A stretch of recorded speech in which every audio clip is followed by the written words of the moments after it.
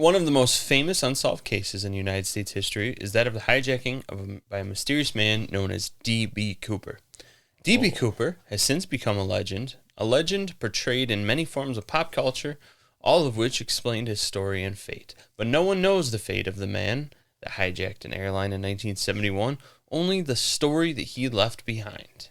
Let's follow the order of events of that day from the beginning. Let's do it. On the afternoon of November 24th, 1971, an ordinary, middle-aged white man in a suit carrying a briefcase strolled into Portland International Airport and purchased a one-way ticket to Seattle-Tacoma on Northwest Orient Airlines Flight 305. Loki Lofferson. Yes. Is that how you say his last name? That's pretty sure. That works. This man identified himself as Dan Cooper and thus was printed on his ticket and the flight records. He boarded the Boeing 727 and sat in 18E, an aisle seat, ordered a bourbon and soda, and slipped on his infamous sunglasses. Aboard the plane were 36 passengers. The crew was comprised, 36 passengers, not including the crew. The crew was comprised of pilot Captain William Scott, First Officer Bob Ratasak.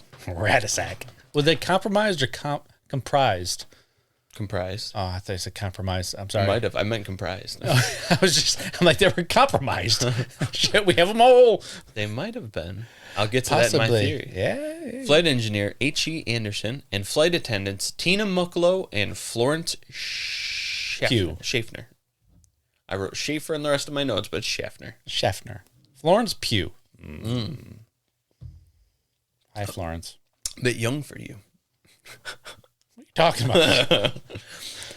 She's younger than me. No, she's not. Oh, she is. No, she's not. The plane. There's a little scat we Just do. get a little music in there. Yeah. The plane departed on schedule at 4:35 p.m. and made its ascent. Shortly after takeoff, Cooper handed a note to the flight attendant, Florence Schaffner. She slipped the note into her pocket, ignoring it, and continued doing her job. And like you had mentioned, it was common in this time for flight attendants to be hit on and given notes for phone numbers. I'm sure it still rooms is, honestly. Probably. So she just ignored it. And Of course. I'll check it out. Except there's this man just staring at her. He was kind of weird.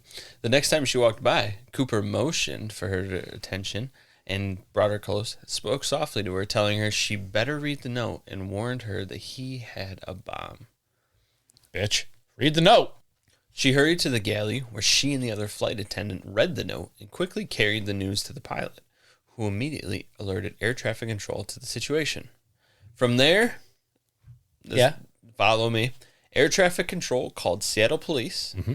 Seattle Police called the FBI. Mm-hmm. And the FBI called airlines president Donald Nierup.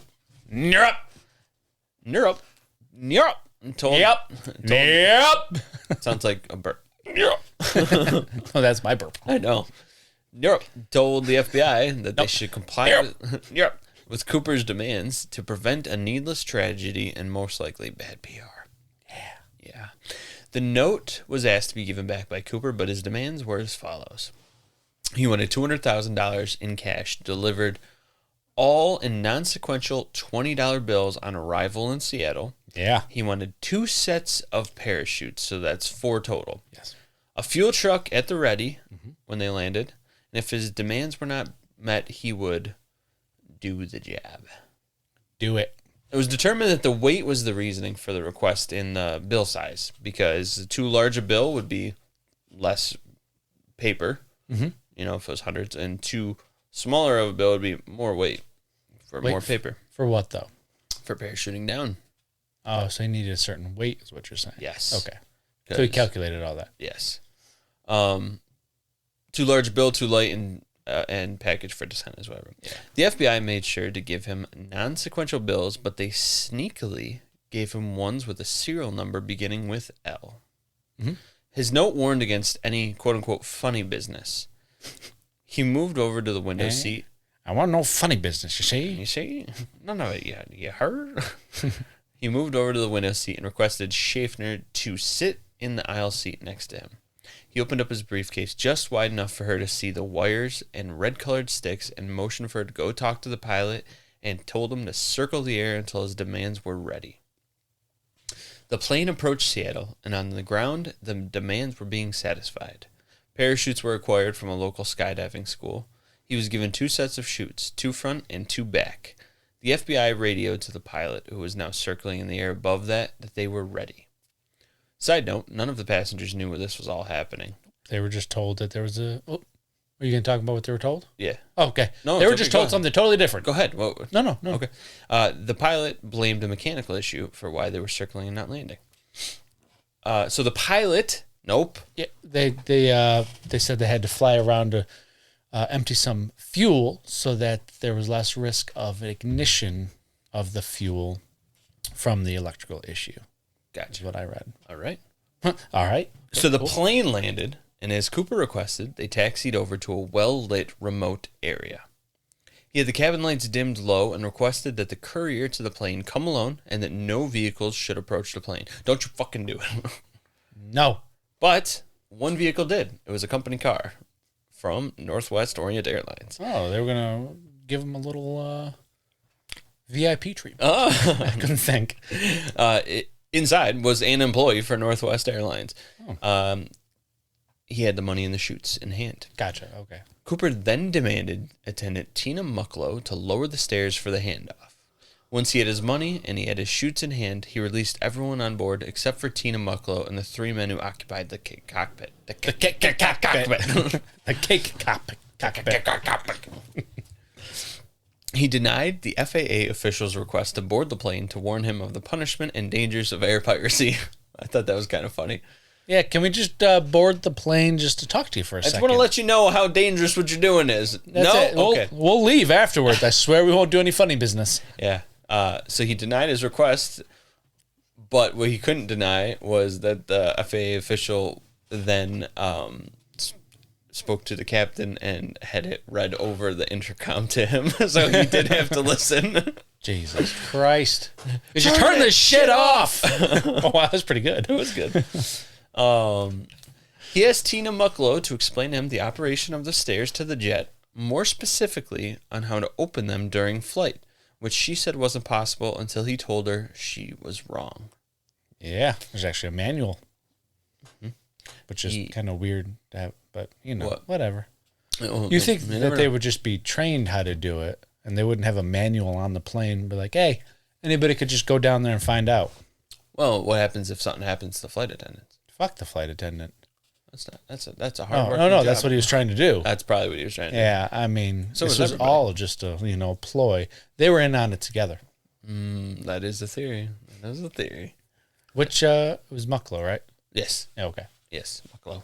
Mucklow and the 3 people in the cockpit. As well as Darnabas Baines Cooper. It's a great name. Great name. Yeah. I call him douchebag Cooper, but douchebag. Intelligent douchebag, but douchebag. Yeah. So he told her she was wrong about it. You're wrong. So he somehow knows. He then requested the pilot to take him to Mexico City and that the plane would fly below 10,000 feet and no faster than 150 knots. Yeah. The pilot explained to Cooper that the plane could not sustain a trip for that far at that altitude and that speed without running out of fuel, even on its 52,000 gallons of fuel. Yeah. They agreed upon a refueling stop in Reno, Nevada. Now, Cooper knew that the Boeing 727 could be fueled at 4,000 gallons a minute when they 4,000 gallons a minute.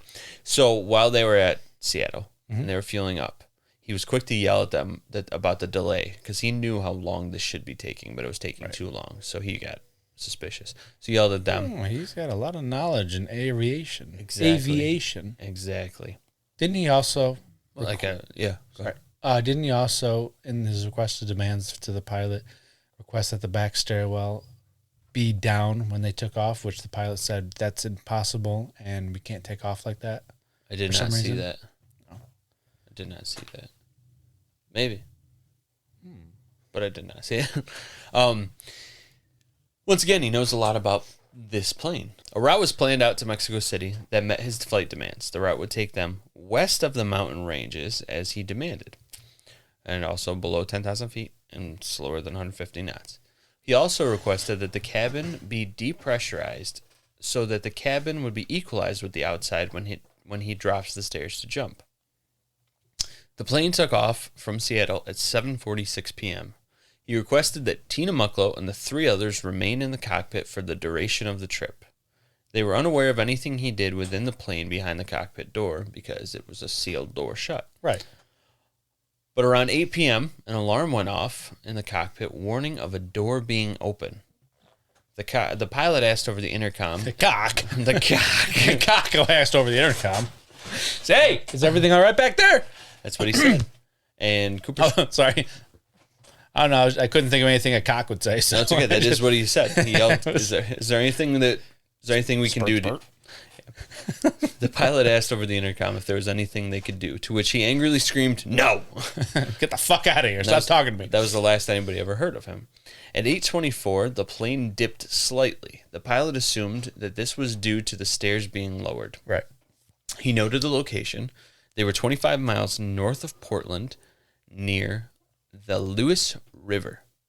They remained silent in the cockpit for the duration of the flight, in case he was still in the plane and they break the demand put upon them. Right. At 10:15, the plane arrived in Reno with the back staircase down. The pilot fished for a response over the intercom, which was met with silence. He was gone. All that remained of D.B. Cooper on Flight 305 was a clip-on tie and 2 unused parachutes. All that remains of D.B. Cooper in history is a clip-on tie.